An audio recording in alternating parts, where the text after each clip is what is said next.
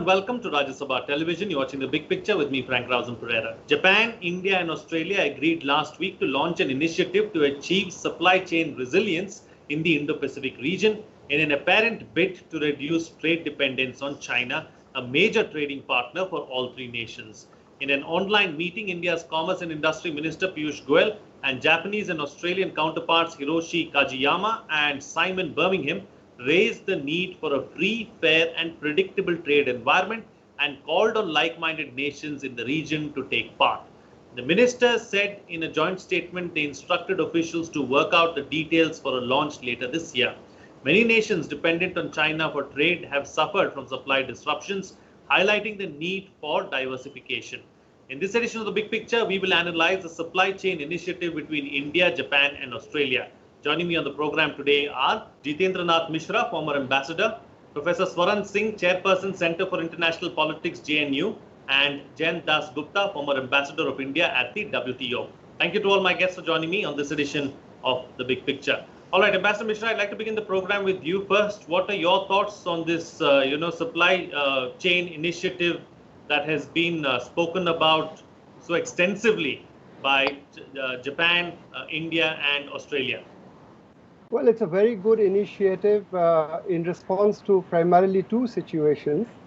The first one, of course, the unstated one, is Chinese assertiveness in the region. And I would say this reason goes beyond the purely economic. There are political, strategic, and I would say psychological factors involved in why these three countries with such alacrity have taken this initiative. And of course, the second reason is the COVID-19 crisis, and the supply chains have been disrupted. And as you know, there is great dependence on China for supply chains. India has great dependence in pharmaceuticals, for example. So there are two reasons, and this is going to work out very well, but we'll come to that a little later. This is my opening remark. Okay, all right. Ambassador Das Gupta. Let's talk about this whole aspect of how, China is the largest trading partner for over 100 countries around the world. So when the situation is like that, when you're dealing with a behemoth, can you actually do away with China? How successful will an alternate kind of a strategy or an alternate supply chain do as compared to China's? Well, different countries have different vulnerabilities or exposure to Chinese products. As far as India is concerned, if you look at our drug sector, 70% of our active pharmaceutical ingredients come from China. Electronics is another area where about 45%, and I'm speaking from the CII's figures, which they submitted in late February, just when the COVID pandemic was getting worse. Now, 45% of our electronics and mobile phone components imports come from China. 25% approximately of our auto components come from China. And organic chemicals, again, another 38% of the organic chemicals come from China. So the dependence is across sectors, and in many cases, the substitutes in other countries are not available at the same prices or of the same quality. So it is a problem, but the world has to move on. This over-dependence, over-reliance on China is something which many countries have realized is bad for their economies, their production systems. And so India has also joined this initiative. It is to be seen in conjunction with the Atmanirbhar Bharat slogan that has been given to the country by our Prime Minister, that we must become self-reliant. It is not against China alone. It is about taking care of our own needs, becoming globally competitive. That is the bottom line. And then if we are globally competitive in certain sectors, we will venture out and we will export from out of India. So that is the motive for India. As far as Japan is concerned, they have floated a fund of about $2 billion to start with to enable companies to shift their manufacturing base from China, and about 87 of the companies which were located earlier in China have taken steps to move out of China now. In the case of Australia, though they have signed a free trade agreement with China and they are also participants in RCEP, the Chinese have hit them badly in terms of putting restrictions on their exports of meat, on wine, and on other products which the Australians export in large quantities to China. So everybody is feeling their vulnerability in the face of the Chinese aggressive attitude that they have been exhibiting in the past few months. But the bottom line is, the reason, as Ambassador Mishra has mentioned, it is partly political, partly economic, partly strategic, and of course the psychological aspect is also there, particularly as far as pharmaceuticals are concerned, because no country would like to be totally dependent on an ally which has shown that it could be unreliable and it can't be trusted in normal times to maintain the supply chain. And if there is, God forbid, another pandemic of this sort, then supply lines are going to get disrupted. So alternative supply lines need to be developed. And that is, I think, the basic driving motive behind this supply chain resilience initiative. Okay, all right. So, Professor, let me come across to you now. Let's talk about and analyze and try and understand what are the kind of things that have already been tried, and what is it that governments and leaders around the world have been doing to try and ensure that they can move away from China. See, last 30 years, you yourself said China today is the largest trading partner for over 100 countries. And that is because in last 30 years, China had emerged what we all said factory of the world.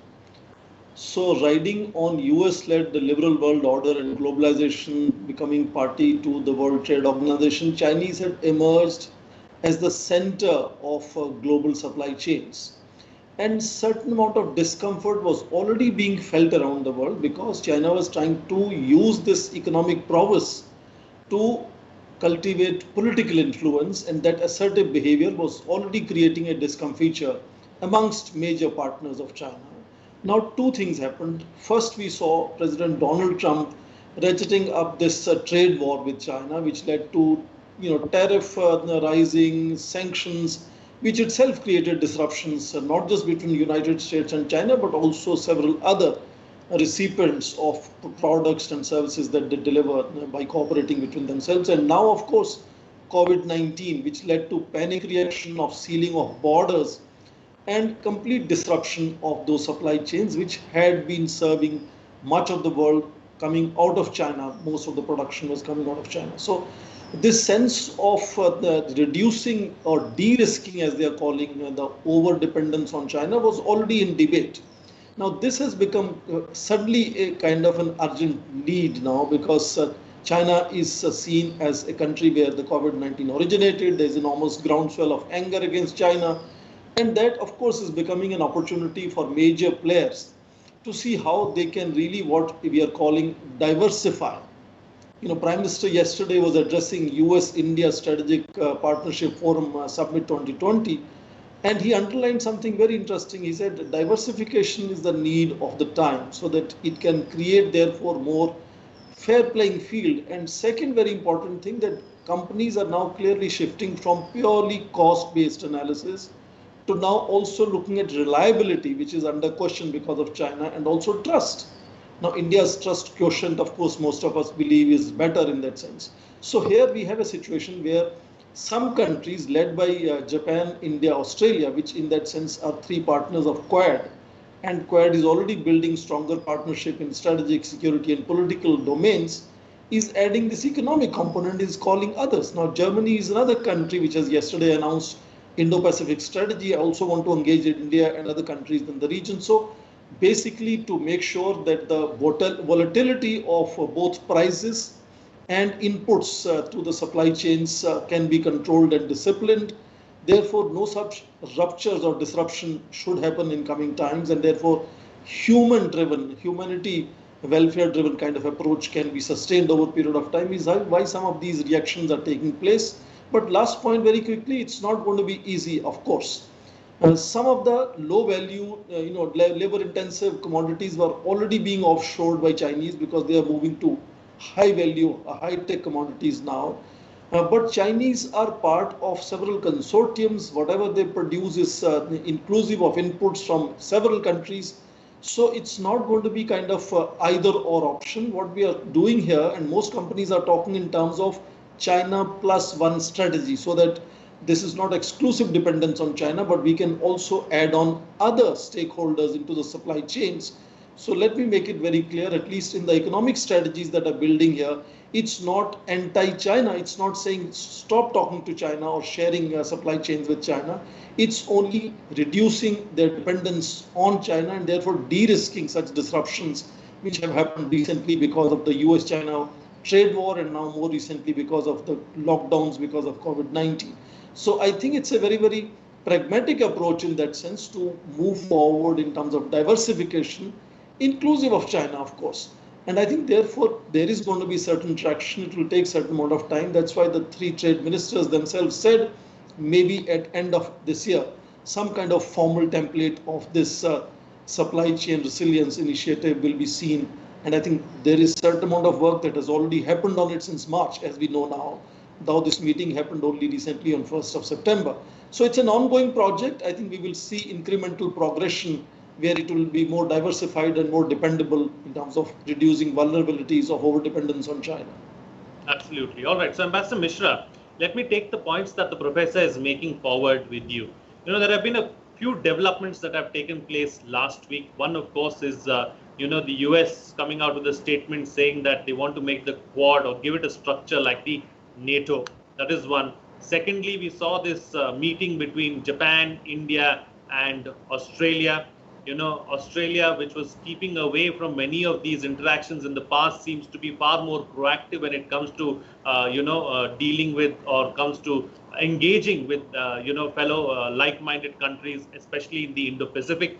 And then, of course, there was the Indian Foreign Affairs Minister, in fact, who came out and said that, we should engage more with the Quad countries. He also spoke about having the 2+2 dialogue with the US sometime very soon. So these are very fast-paced developments that are taking place. Oh, absolutely. I'd like to put this in a broader geopolitical context. And in fact, our External Affairs Minister yesterday during his book launch said that a Quad ministerial meeting of the foreign ministers will take place. The venue and the time is not decided, but the meeting will take place. He also said that to a question whether he is likely to meet his Chinese counterpart, Minister Wang Yi, he said, I'm ready to have a chat if he wants one. So these are important signals. And I want to repeat a very important point made by Ambassador Dasgupta and Professor Swaran Singh, that this is not aimed against China. This is not anti-China. It's not a zero-sum game in diplomacy ever. So what we are trying to do is broaden our options. And as the Prime Minister underlined when speaking to the US-India Strategic Partnership Forum, he used two words, not just costs, but trust. Costs are a factor, but trust is equally important. In other words, we should be willing to take a certain amount of pain and pay more for alternative sources of materials, because if they are predictable, as the minister said, and if the price volatility is contained, then it becomes something more sustainable in the long run. But let me say that this is not against China. Once again, why? There are very practical reasons. And I would like to share some information that I have collected. Now, can India, Australia, and Japan create the complementarities at this time, at the present juncture, that give them an option to contain or confront China? No.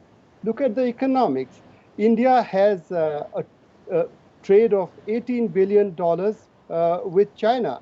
And Japan-Australian trade is $88 billion. This is 2019. China-Australia have had they have had a confrontation after the Australians asked for a COVID-19 inquiry, the source of the inquiry in the WHO. And China has put a ban on Australian imports. It's hitting them very hard. For example, wine, beef, barley, iron ore, other minerals. But Australia has not been cowed down by that at all. On the contrary, Australia is taking it in its stride and still working out these initiatives. As my two other panelists said, you see, the economic part of the initiative is part of an overall strategic initiative which contains the political, the diplomatic, in the case of India, the military, and in the case of Japan, also the military. You have the dispute over the Diaoyu Senkaku Islands, and we have Ladakh. With Australia, there is no direct dispute, territorial dispute. But so all these things are coming together to create options that can lead to some kind of restraint on Chinese behavior, which has been very, very aggressive in all these areas. So that's what's happening. It's not a confrontation. And we will have to make our peace in the economic sphere with China in some way. We have a $55 billion trade deficit. This was 1 year ago, and it may be just a little less. Look, China's trade with India is only 3% of its global trade. So what kind of leverage do we have? Even if we stop all imports from China, it's not going to hit them that hard. And then Ambassador Das Gupta spoke about API, semiconductors and magnets, chips. And so we need all these materials. Are we going to get it tomorrow? I'll tell you a little story. I've been looking in the market in my neighborhood for two things. One is a mouse for my computer, and the other one is a new charger. Both just collapsed at the same time. Now, anything I looked for, I didn't want to buy made in China. But everything in the market is made in China. And the shopkeeper told me, and this is a very important story, the shopkeeper told me, sir, आप made in China नहीं लेना चाहते, लेकिन आप हमें तो आत्मनिर्भर पहले होना है ना, हम तो है नहीं. So this is the story. This is the practical situation. Okay, points taken. All right. So, Ambassador Dasgupta, let's talk about another aspect now. You know, since we're talking about supply chains, firstly, let's analyze the level of disruption as far as the existing supply chains are concerned. And when we are talking of an alternative supply chain, you know, how easy or difficult is it to put it together? In terms of supply chains, I think as far as the Chinese imports into India are concerned, they have not been hit really badly by any action on the part of the Chinese. They have not prevented any exports from leaving their shores.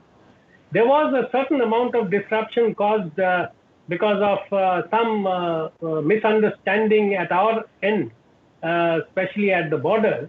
And so goods were held up for some time. But now I think that has again been straightened out. So as far as the supply chain disruption on account of the pandemic was concerned, and components, etc., coming from China, that was not hit very badly, except for a short period of time. As far as setting up an alternative supply chain is concerned, two things have to be remembered. The first thing is that all these supply chains are, they have a lead firm which has the intellectual property rights, which has capital, which gets together a group of suppliers of various things. And then it tries to have it in a geographically small area. Let's say Southeast Asia or China, Taiwan, Vietnam, like that. So that lead firm, in many cases, these were from the West or from, Germany, for instance, or the US earlier. But now many of these lead firms, especially if you look at electronics and mobile phones, APIs, they have now become dominated by the Chinese firms. And that is, if you look at, for instance, the Fortune 500 companies, 30 years ago, there was hardly any presence of Chinese companies, but now there are several. So lead firms is one thing. The second point is that, which is of course quite obvious, that, and Ambassador Mishra has mentioned it, until you build up that capability of producing not only in terms of the quality, but also in terms of the quantity. You cannot replace an existing supplier, which is maybe monopolistic in many senses now, but in order to provide at least an alternative source of supply, you have to make a lot of capital expenditure. You have to attract these lead firms with certain incentives, and that is exactly what India has been doing in the production-linked incentive scheme. For instance, for the electronics and mobile phone sector, we have given that kind of a package, and that has helped in attracting big players like Apple, Samsung, etc., and Nokia as well. There would be others, and a similar kind of a thing is being provided for the pharmaceutical sector. There are, yesterday I was listening to the Niti Aayog Vice Chairman. He said that for a few other sectors, different production-linked incentive packages are in the offing and may be announced within the next few weeks.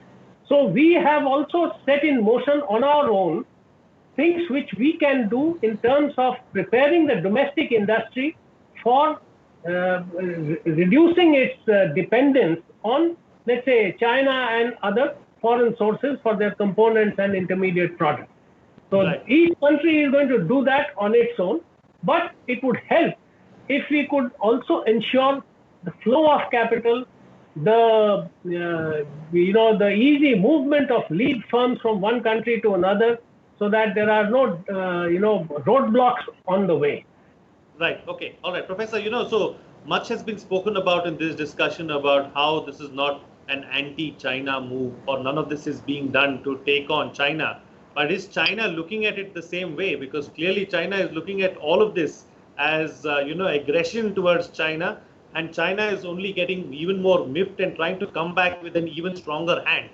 There is no doubt that Chinese are deeply concerned about these initiatives, because they are, if nothing else, at least going to reduce the clout that Chinese have held on global economy in terms of being a fundamental major contributor to the supply chains. I want to underline, of course, Chinese are flooding Indian markets in many ways, flooding also investments into e-commerce.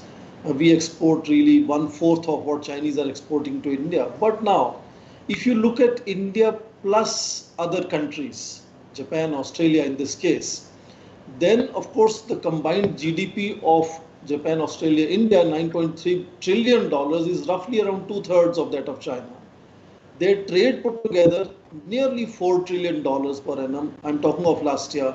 Is again about 90% of that of China. And then now listen to this, Germany is already joining. They want to introduce their new initiatives into Indo-Pacific, want to engage the BIMSTEC, for example, or Indian Ocean Regional Association.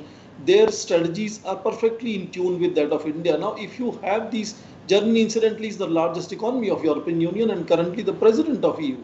So if these middle power democratic countries begin to come together, their clout is going to be enormous.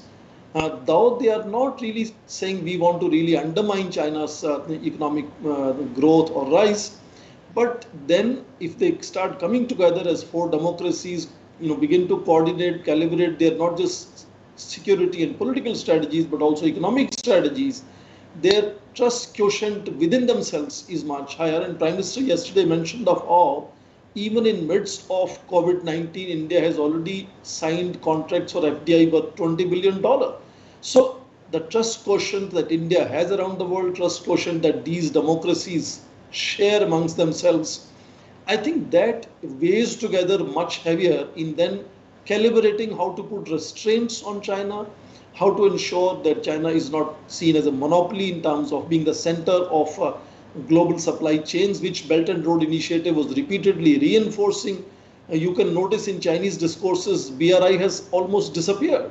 So in that sense, they are also recalibrating, depending on internal demand and internal consumption in that sense primarily. But I think if these countries begin to come together, then India's clout, along with these countries put together, will be able to really reshape and diversify those fundamental supply chains which really are important. So already the network, as the minister said, are beginning to think of creating a network of suppliers, reliable, cost-effective suppliers to those who are good at manufacturing and creating services. So there is already concrete initiatives which are happening. It's not a rhetorical talk of leaders, it's actual initiatives that are happening on the ground, and that India plus these countries creates an enormous clout and possibilities of at least, you could even call it, sort of rebalancing or, sort of pivoting to, another region, etc. So just like Americans were trying to sort of create a certain restraint on Chinese behavior by sort of Asia-Pacific pivot of their foreign policy, some of these middle powers, democratic countries coming together as emerging economies would have enormous possibility to achieve that diversification and balancing of supply chains, so that fundamentally no single country is monopolizing, and therefore no disruptions, like Ambassador mentioned how Chinese can suddenly decide to ban imports from Australia, and that really is seen as a wolf warrior diplomacy, including the language that they use. So we want to avoid those possibilities and bring stability and discipline, to avoid disruptions of this nature, is why this initiative, I think, holds enormous responsibility as also enormous significance in how global economy will unfold in coming times. Absolutely. All right, I've got 2 minutes left on the program, so quick closing comments with the best way forward, starting first with you, Ambassador Mishra. Well, the best way forward is to, we have already demonstrated that we can act in concert. That is in response to a crisis, but we also show limitations of action in the immediate term because of the economics. China is a hugely more powerful country, more GDP than all the three others combined.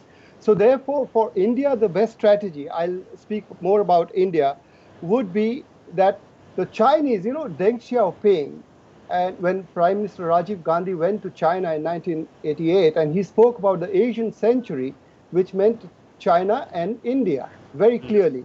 But today, when China speaks about the Asian century, it means the Chinese century, not a China-India century. So the only way to deal with this, the best way forward for India, is to, as my two other panelists have said, is to create partnerships as alternatives, whether it's the economic domain, supply chains, and of course, as we discussed, political, economic, strategic, everything. So it's a cocktail of different kinds of things, and we are doing it. And there's been skepticism about Quad, but we have shown by this initiative that we can act in concert and act quickly when there is a crisis on hand. So therefore, this is part of Atmanirbhar. Absolutely. Ambassador Das Gupta. I think this initiative is of a piece with our calls for Atmanirbhar Bharat, and it fits very well with the production-linked incentive scheme that the government has launched a few months ago, and it needs to be extended. We need to have far less dependence on China to start with, but on any other single country for any scarce resource or intermediate product. And that is what we need to ensure, to have stability and peace, and to provide employment also to our own people. So I think this is a very good gesture, very good initiative, but it will take time before it bears fruit. Absolutely. And Professor, close the show for us with your quick concluding remarks. SCRI could be an inflection point which could accelerate the possibilities of this being Prime Minister Modi's Deng Xiaoping moment. We are already in process of labor reforms, tax reforms, infrastructure building, political stability ensured. Some of that has to really move fast forward so that there's a greater trust and India is able to really become the manufacturing hub of the world, which is what Prime Minister's Make in India has been pushing for the last 5 years. So this could be an opportune time. Whether India will be able to harness that opportune point is for us to see in coming maybe decade or more. But I think this could really mean an entirely new strategy of how India wants to contribute to bringing stability in global economy and therefore bringing prosperity to India. And maybe potentially, if not within the time frame already decided, but a little bit later, reaching the first stage of India's growing in terms of 5 trillion economy. So a lot of work needs to be done, but here is an opportunity for India to transform itself and become hub of global manufacturing. All right. On that note, then I'll call it a wrap on this edition of The Big Picture. Thank you to all my guests for joining me on the program and putting things into perspective for us. What's coming out of this discussion is that everyone is feeling vulnerable when it comes to China and Beijing's aggressiveness. They are looking to diversify and develop alternative supply chains. There is a lack of trust when it comes to China. So it makes sense for like-minded countries to work together. There is always strength in unity or strength in numbers. Reducing dependence on China and looking at multiple options is what countries around the world are looking at.